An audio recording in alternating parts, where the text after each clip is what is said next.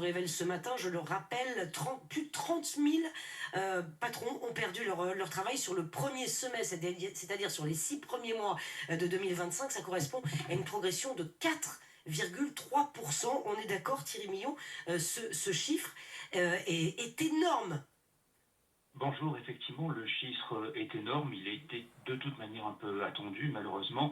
Il est énorme pour plusieurs raisons. La première, c'est que vous venez de le dire et le rappeler, le contexte économique est particulièrement difficile. Et dans le même temps, nous avons des entreprises qui doivent faire face à deux phénomènes, à la fois encore un reste de remboursement de dette Covid et surtout une consommation qui est en panne. Donc ça touche évidemment en particulier les petits acteurs de notre économie. Donc les petits acteurs, qu'on soit très précis effectivement pour les téléspectateurs, les petits acteurs, c'est les artisans, c'est les bouchers, c'est les boulangers. C'est ça les patrons dont vous parlez? Est-ce que c'est le profil de ces patrons qui perdent leur travail? Exactement, typiquement, ce sont des acteurs qui sont situés dans les métiers de bouche, dans le commerce des tailles, mais aussi parfois dans la maçonnerie.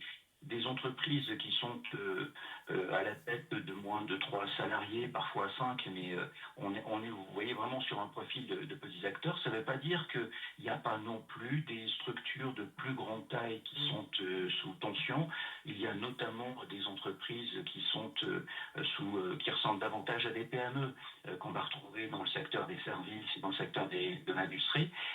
Mais le fait est que l'essentiel, le gros volume, ça reste les artisans, commerçants, des métiers de bouche, de la maçonnerie et du commerce. C'est terrible. Regard sur l'avenir. Vous nous expliquiez que c'était surtout les TPE qui étaient touchés pour l'instant, les très petites entreprises. Les PME commencent à être touchées également.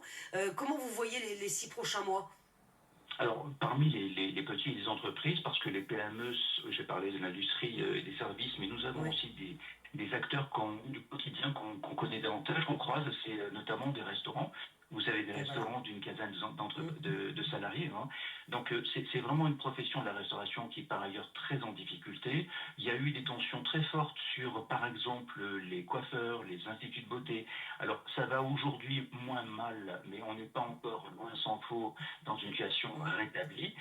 Quant à répondre à la question des perspectives des prochains mois, malheureusement, elle n'est pas bonne pour... Elles ne sont pas bonnes. Raisons. Oui, c'est ça, c'est la crise politique, la crise financière, l'inquiétude peut-être aussi autour de ces crises et de leur évolution? Il y a au global une confiance qui n'est pas au rendez-vous, qui n'est pas satisfaisante. En fait, pour faire de l'activité, évidemment, pour dégager des résultats, il faut du chiffre, il faut des clients. Les clients vous font confiance. Pour les clients les plus fidèles, en revanche, il faut que ces clients eux-mêmes soient en situation de confiance, de dépenses, qu'ils aient du pouvoir d'achat. Donc nous avons véritablement une panne d'activité qui percute une hausse des charges. Et donc c'est un étranglement évidemment très lourd pour chacune des entreprises concernées. Et donc il n'y a malheureusement pas à espérer que le deuxième semestre que nous commençons soit meilleur que celui que nous... Oui, c'est pas très encourageant quand même. Comment on peut les... Il y a plusieurs situations. Parmi les situations qui sont compliquées, alors moins sur les entreprises dont nous parlons, quoique, c'est pas vrai par exemple sur le bâtiment, nous avons aussi pour ces entreprises des incidents de paiement, des impayés de particuliers et plus largement des retards de paiement des acteurs, soit du secteur public, soit du privé.